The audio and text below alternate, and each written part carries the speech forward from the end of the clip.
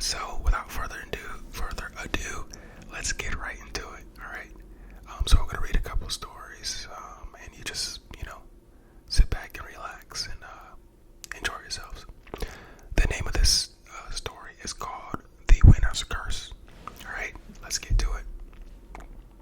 Elliot Grayson lived an ordinary life, just another tech analyst working a 9 to 5 at NextCorp, a multi-billion-dollar software company.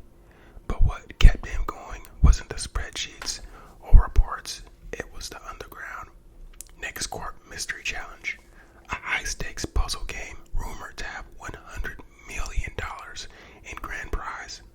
For 5 years, thousands had played. None had won until Elliot. He cracked the final cipher at 3:17 a.m., a code buried deep within NextCorp's own software. The moment he submitted his answer, his screen flashed. "Congratulations, Elliot, you have won." Then his screen went black. At first, there was nothing, just silence. Then his phone rang. "Mr. Grayson, you need to leave your apartment now." A voice, cold, mechanical. The line went dead. Elliot barely had time to process before its lights flickered and a drone outside his window scanned his apartment. He grabbed his laptop, bolted out the fire escape, and ran. The next 48 hours were a blur. Hunted across the city by NextCorp's agents, his account drained, his home ransacked. Winning had made him a target. Why? Because the game was never about the money. It was a recruitment test. Elliot realized too late that the prize wasn't wealth, it was power. NextCorp had used the game to find the smartest, most resourceful minds, but no one had survived long enough to claim their reward. Elliot changed that. Hacking NextCorp's own systems, he turned the hunters into the hunted. He wiped his digital footprint, exposed the CEO's illegal dealings, and leveraged the company's deepest secrets against them. By the end of the week, the CEO mysteriously vanished, and Elliot took his place. But power corrupts. At first, he convinced himself he would do better, that he wouldn't be like the others. Then he saw the potential. The game had worked before. It had found him. So Elliot reinvented it. Bigger, smarter, deadlier. A new grand prize, a new cycle, a new victim. And somewhere, another player sat in a dark room, staring at a glowing screen, thinking, "I can win this," not knowing that winning was the worst thing that could happen. That was definitely an interesting story. I liked the sci-fi aspect of it. But Elliot, he cracked the code, and essentially what happened was when the CEO mysteriously vanished, we don't know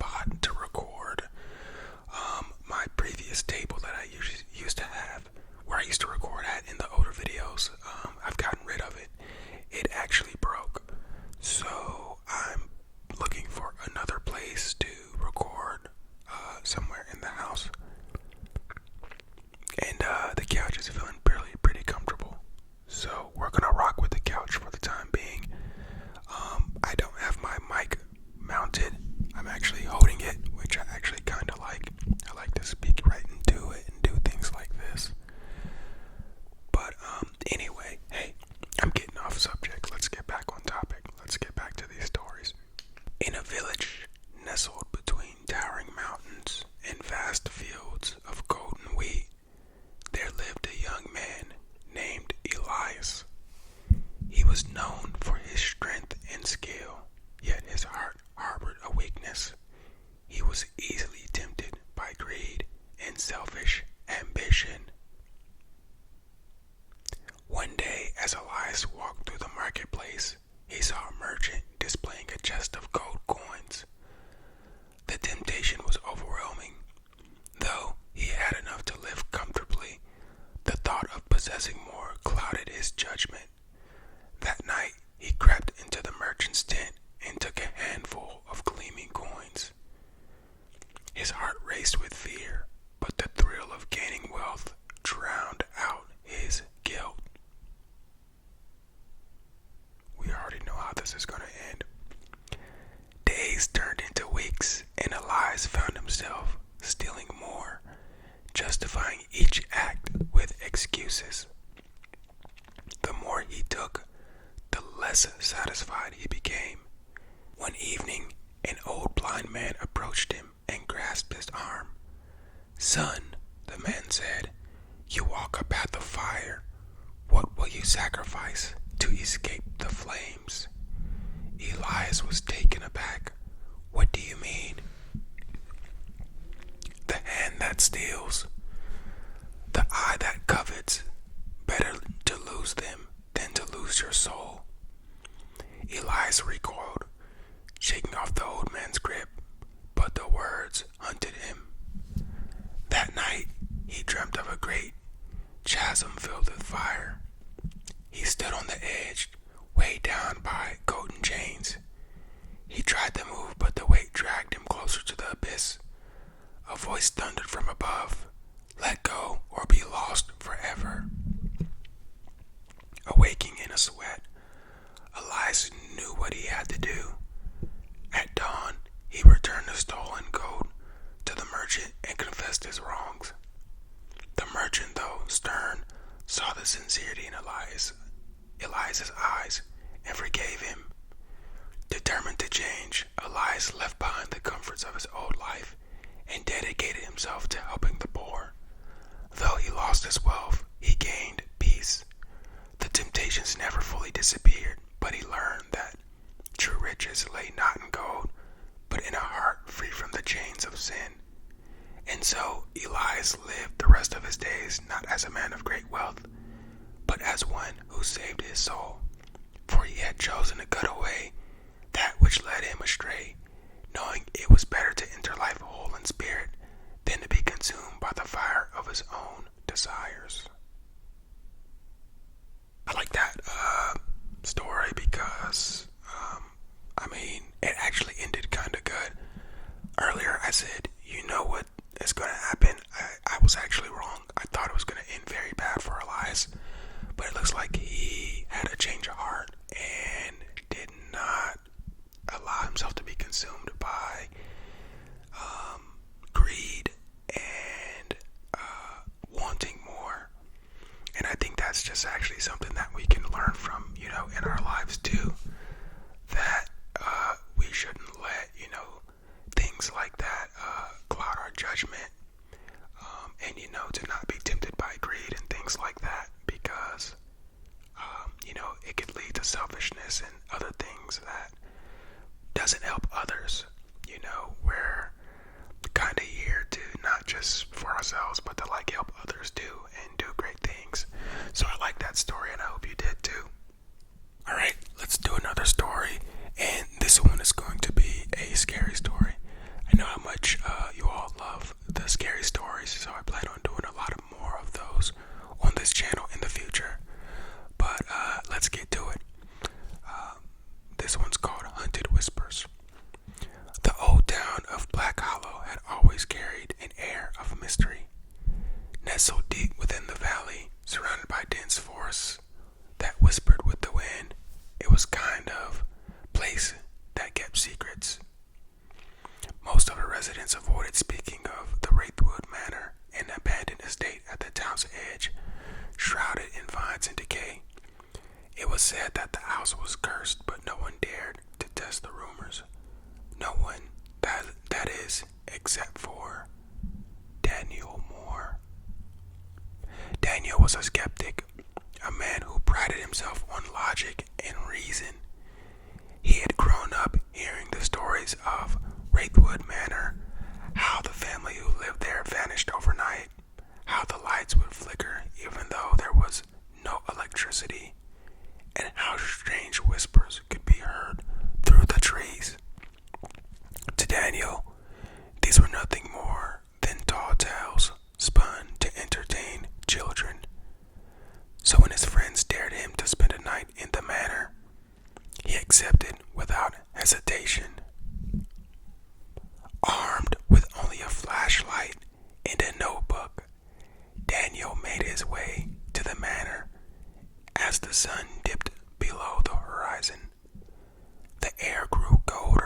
as he approached, and the distant hoot of an owl sent a shiver down his spine. The manor loomed before him, its once grand entrance, now nothing more than a broken doorway leading into darkness. Stepping inside, Daniel was greeted by the scent of mildew and decay. Dust clung to every surface, and cobwebs stretched across the ceiling like ghostly fingers. He turned on his flashlight, the beam cutting through the gloom, revealing portraits on the wall. Their painted eyes seemed to follow him as he moved through the grand hall. He settled into the main room, setting up his notebook and recording his thoughts. Hours passed and nothing happened. No whispers, no flickering lights, no ghostly apparitions. A smirk played on Daniel's lips. Just as I thought, he muttered, "Nothing but superstition." Then the air changed. A chilling draft swept through the room, extinguishing his flashlight. Darkness swallowed him whole. Daniel scrambled for his phone, but before he could turn on the flashlight, a whisper echoed through the halls. "Leave." Daniel froze. The voice was low, distorted, as if carried by the wind itself. He told himself it was his imagination. But then came another whisper, closer this time. "Turn back." His breath came in, ragged gasps. The darkness seemed pressed against him, suffocating, oppressive. He fumbled with his flashlight, the beam flickering weakly before illuminating the room once more. And then he saw it. A figure stood at the end of the hall. Its form was shrouded in shadows, its face obscured by darkness, but the eyes, they gleamed like dying embers. Daniel's pulse pounded as the figure took a step forward. The floor creaked beneath its weight, though its body seemed almost weightless. Panic surged through him. He grabbed his notebook and bolted for the door, but the manner had changed. The hall stretched endlessly. The exit nowhere in sight. The whispers turned into screams, echoing from the walls, from the very floor beneath his feet. "You should not have come." Daniel's mind raced. This wasn't possible. The house was playing tricks on him. He had to get out. He turned a corner, his feet pounding against the floor, but each hallway led to another. An endless nightmare. Then silence. The whispers ceased. The air grew still. Daniel turned a corner and found him face to face with a mirror. But the reflection staring back at him was not his own. It was him, but twisted. His skin was pale, his eyes hollow and black. His mouth curled into a grotesque grin. The reflection raised a hand, but Daniel had not moved. It reached toward the glass, and in that moment he knew this thing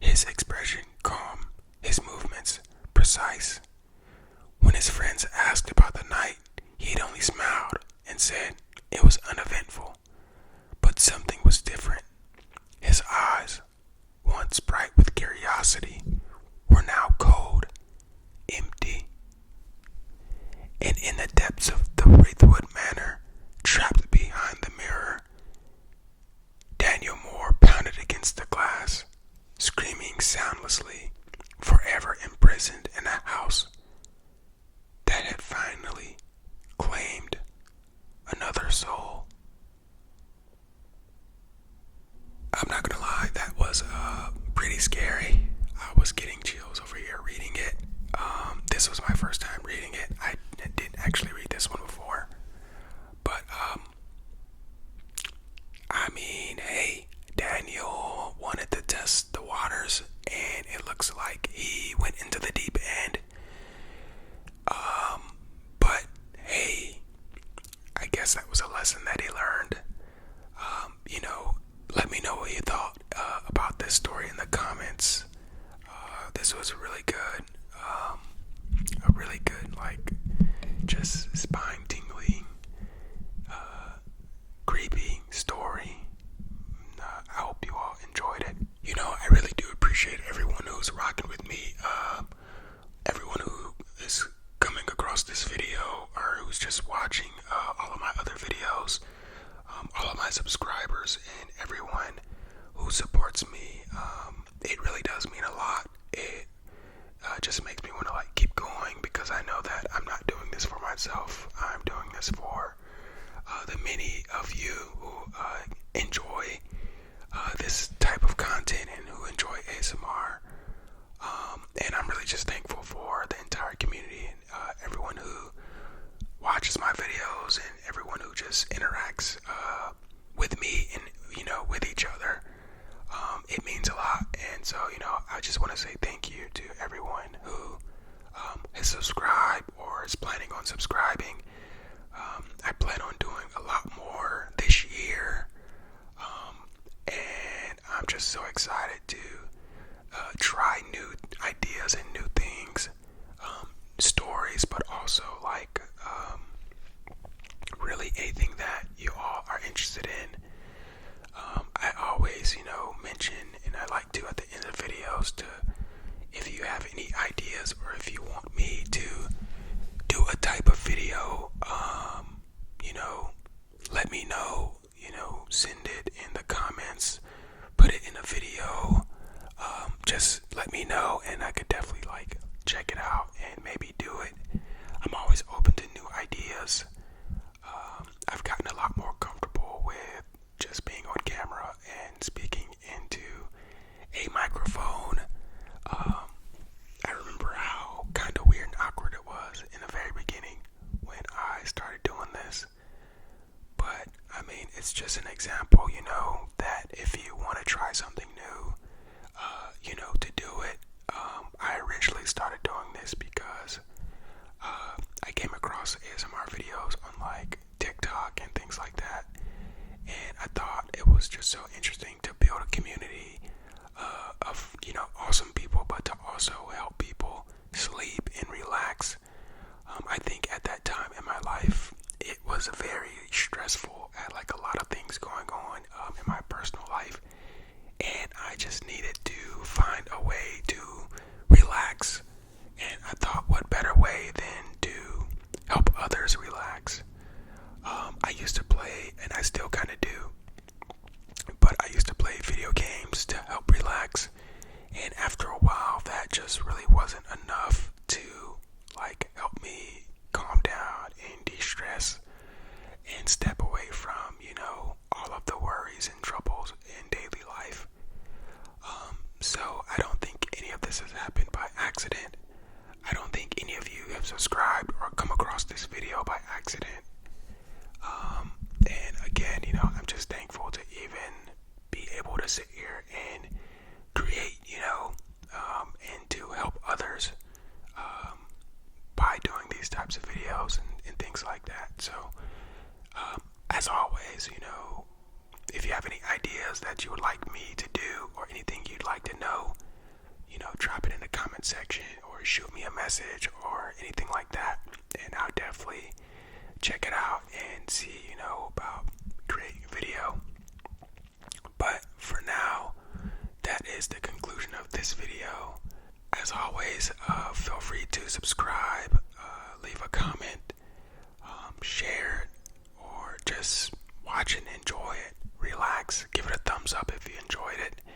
If you didn't enjoy it, let me know. Put in the comments, hey, Christar, I didn't like your video. I didn't like the stories.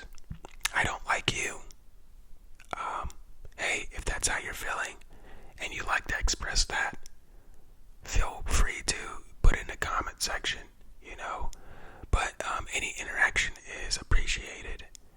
And as always, I thank you all for stopping by, and be on the lookout for more awesomeness and ASMR videos and